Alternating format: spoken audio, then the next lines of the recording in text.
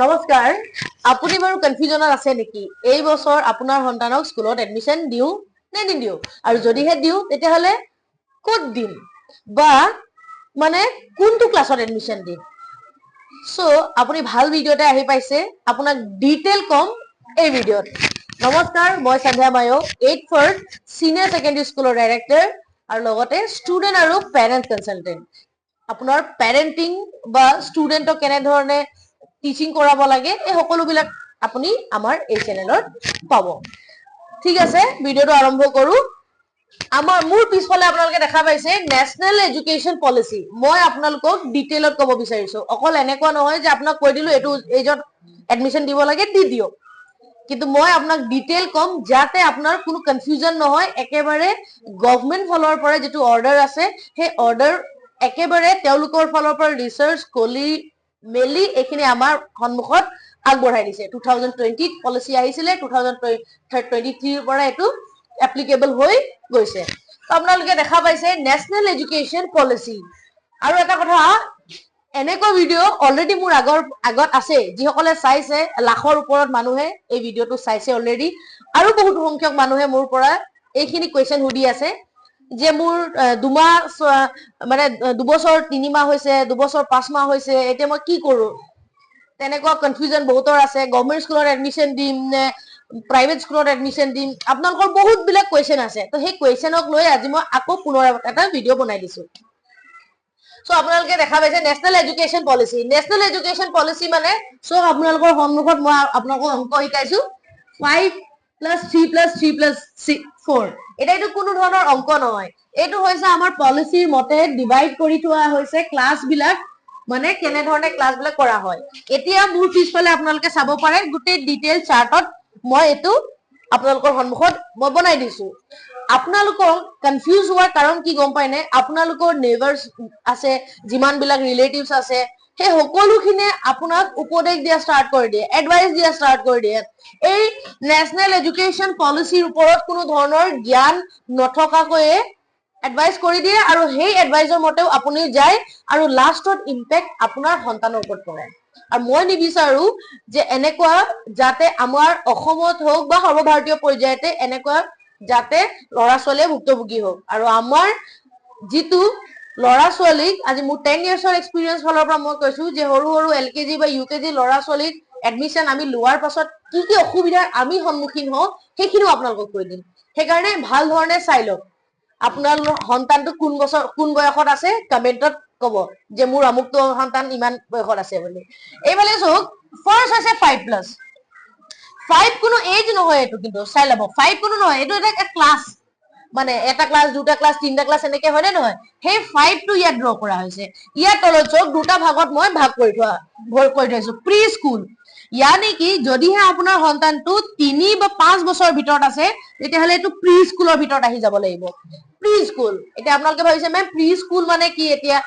যিসকলে জানে ভাল কথা একো নহয় কিছুমান আছে যিসকল ফাৰ্স্ট পেৰেন্ট কংগ্ৰেচুলেশন টু অল তো ফাৰ্স্ট পেৰেন্টস হলে অলপমান কনফিউজন এটা থাকে কিন্তু কিছুমান ফাৰ্স্ট পেৰেন্টস হলেও নহলেও নিজৰ মানে প্ৰফেশনাল ব্যস্ত থাকে তো ইমান বিলাক নলেজ তেওঁলোকে নেৰাখে বা লাখিলেও সৰু সুৰাকে থাকে তো আপোনালোকক মই আজি ডিটেইল কৈ দিম এটো সব 3 ইয়ার্স यानी कि ইয়াত 3 বছৰ পঢ়াব লাগিব প্ৰি স্কুল কোনখিনি হৈছে প্ৰি স্কুল यानी कि আমিতো ক্লাস 1 টো সকলোৱে জানো ক্লাস 1 ৰ তলত যিকিটা ক্লাস থাকে ক্লাস 1 ৰ তলত কেটা ক্লাস থাকে তিনটা ক্লাস থাকে ক্লাস 1 ৰ তলত এটো ক্লাস 1 ক্লাস 1 ৰ তলত তিনটা ক্লাস ক্লাস 1 ৰ তলত যেটো তিনটা ক্লাস থাকে কাৰোবাৰ মন্টেসরি এ মন্টেসরি বি বুলি থাকে ঠিক আছে কোনোবা প্লে স্কুল বুলি কয় ঠিক আছে যেনেকে আমাৰ আছে এলকেজি আৰু ইউকেজি কিন্তু আমাৰ দুটাহে আছে আমাৰ তিনটা নাই তিনটা থাকিব লাগে কাৰণ আমি সেই এজতে জানিব লও এডমিশন তো মই আৰু এবাৰ কৈ দিছো যে এই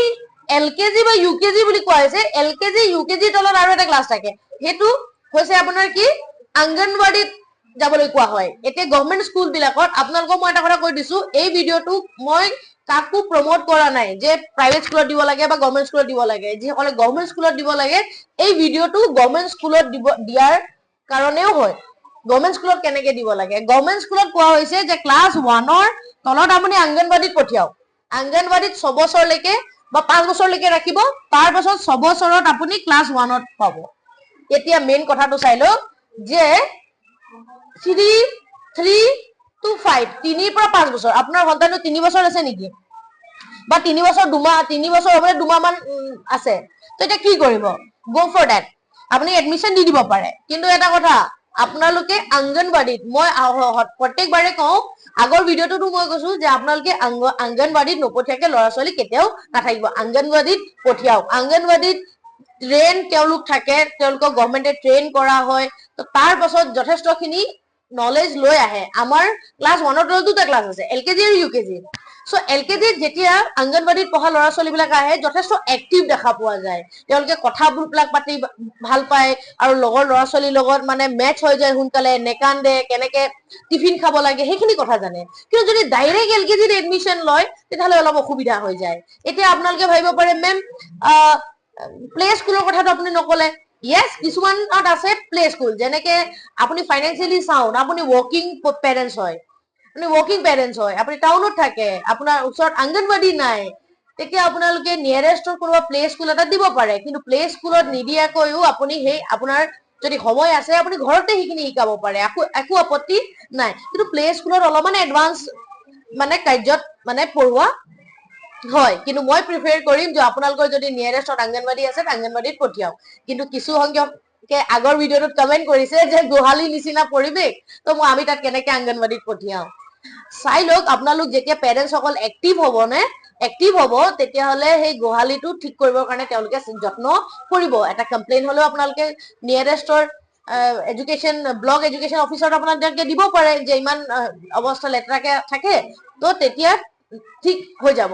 আগৰ অৱস্থাত গভৰ্ণমেণ্ট স্কুল বিলাকো কিয় ভাল আছিলে কাৰণ তেতিয়াৰ সময়ত পুৰণা মানে ধনী মহাজন সকলে দিছিলে তো সেইকাৰণে স্কুল বিলাক ভাল আছিলে এতিয়া কোনো ভাল মানুহ বিলাকে দিবলৈ নাযায় তেতিয়াহ'লে কি হ'ব সেই হেনেকে থাকি যায় সেইকাৰণে আপোনালোকৰ নিয়াৰেষ্টত যদি আছে অঙ্গনবাড়ীতে দিও আৰু লেতেৰা পেটাৰ যদি হয় তেতিয়াহ'লে কমপ্লেইন কৰক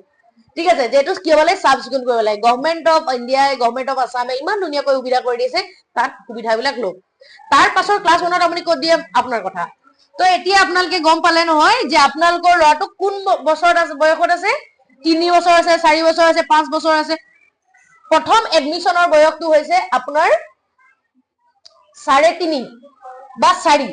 মানে আপুনি অঙ্গনবাড়ীত পঠিয়াওক ল'ৰাটো বা ছোৱালীজনীক 3 বছৰ বয়সত কিন্তু এলকেজি বা ইউকেজি ক্লাছ 1 ৰ তলত দুটা ক্লাছ এলকেজি বা ইউকেজি হেতু ক্লাছ মানে 4 বছৰ বয়সত পঠিয়াব মই পাৰ্সোনালি আপোনালোকক কওঁ কিছুমানে মোৰ কথাত এগ্ৰি নহব পাৰে যিসকল ল'ৰা ছোৱালীয়ে 4 বছৰ বয়সত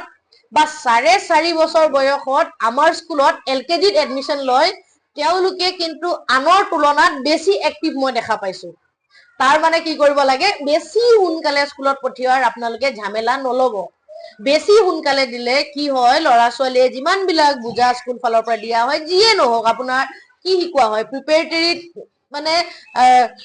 এলকেজিৰ তলৰ বিলাকত কি শিকোৱা হয় সাৰ্কেল বনাবৰ কাৰণে এনেকে শিকোৱা হয় পেন্সিল কেনেকে ধৰে সেইবিলাক শিকোৱা হয়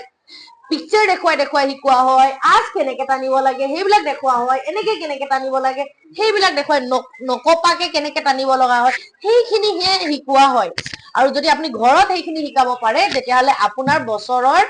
15 পৰা 20,000 টকা বাচি গ'ল মানে এই কি বুলি ক'ব আপোনাৰ প্লে স্কুলত দিয়া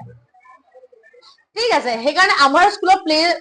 কৰ কোনো কেটেগৰী নাই আমি এলকেজি ইউকেজিৰ পৰাহে ল'ৰা ছোৱালীক এডমিশন লওঁ তাৰ পাছৰখিনি আপুনি অঙ্গনবাড়ীত দিব লাগিব অঙ্গনবাড়ীৰ এবছৰ পঠিয়াওক অঙ্গনবাড়ীত প্ৰত্যেককে মই এইটোৱে কৈছো মানে আপোনালোকে কি কৰিব ভালকে চাওক এইখিনিয়ে মেইন লাইন আপোনালোকে বিচাৰাটো এইখিনিয়ে মেইন লাইন ঠিক আছে যে আপোনালোকে এবছৰ ক'ত পঠিয়াওক অঙ্গনবাড়ীত পঠিয়াওক यानी कि 3 বছৰ বয়সত 3 বছৰ বয়সত অঙ্গনবাড়ীত পঠিয়াওক যেতিয়া 4 বছৰ হ'ব তেতিয়া ক্লাছ 1 ৰ তলত দুটা ক্লাছ পঢ়াওক তাৰ পাছত 6 বছৰ যেতিয়া হ'ব यानी कि ক্লাছ 1 পাব লাগিব 6 বছৰতকৈ কম বয়সত যদি ক্লাছ 1 পাই যায় ল'ৰা ছোৱালীৰ অসুবিধা হয় কি অসুবিধা হয় কাৰণ বহুতখিনি সাবজেক্ট আহি যাব ডাঙৰ কিতাপ আহি যাব কিন্তু আজি যেটো নেশনেল এডুকেশ্যন পলিচিৰ মতে কিন্তু এইবিলাক বুজাই দিবলৈ দিয়া হোৱা নাই এক্সাম পাতিবলৈ কাৰণে দিয়া হোৱা নাই কিন্তু সকলো স্কুলে কিন্তু এইবিলাক এডপ্ট নকৰে ঠিক আছে সেইকাৰণে যাতে 6 বছৰৰ তলত কেতিয়াও ক্লাছ 1ত নপঠিয়াব আপোনাৰ সন্তানক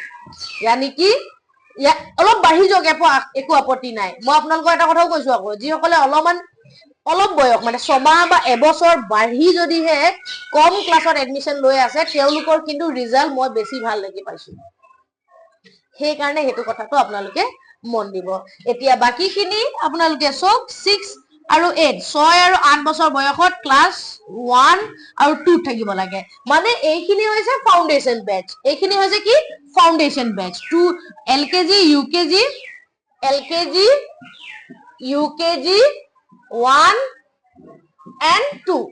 এই এটা দুটা তিনটা চাৰিটা এই চাৰিটা ক্লাছ হৈছে ফাউন্ডেশন কোনো বুজা নহয় কাৰণ এইখিনি বয়সতে ল'ৰা ছোৱালী কি হৈ যায় নেচুৰেলি গ্ৰোথ হৈ থাকে তো তাক আপুনি বিশেষ ভাল বস্তুবিলাক খোৱালে হৈ যাব কি বস্তু খোৱাব লাগে সেইবিলাকৰ কথাও মোৰ অলৰেডি দুটামান ভিডিঅত মই দিয়া হৈছে সেইখিনি আপোনালোকে চাই ল'ব তেতিয়া গম পাই যাব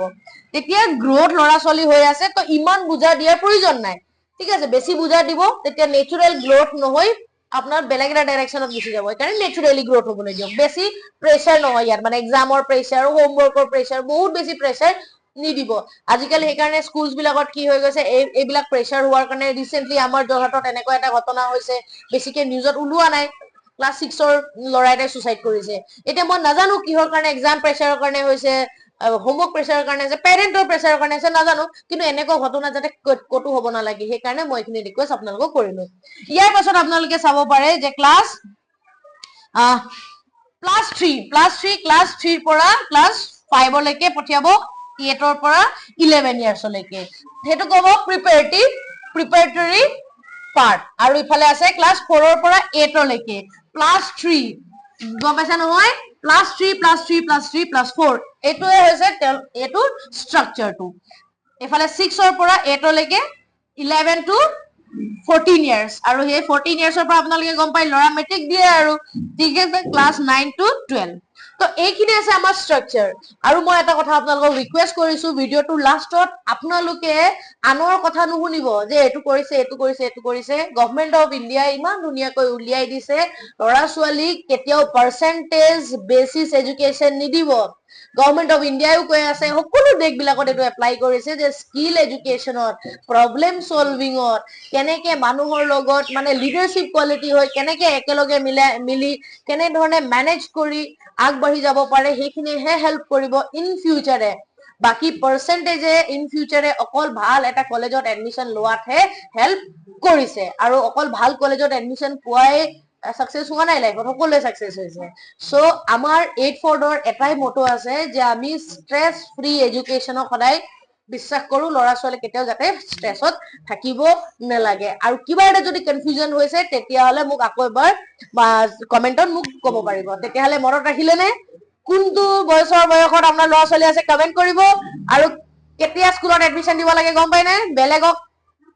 কথা চিন্তা কৰি নাথাকিব ঠিক আছে মোৰ এক্সপেৰিয়েন্স ফালৰ পৰা কৈছো বেলেগ ভিডিও চাই দিব নালাগে এটো ভিডিও চাও চেনেলত যদি নতুন আছে সাবস্ক্রাইব কৰিব ঠিক আছে ধন্যবাদ জয় অসম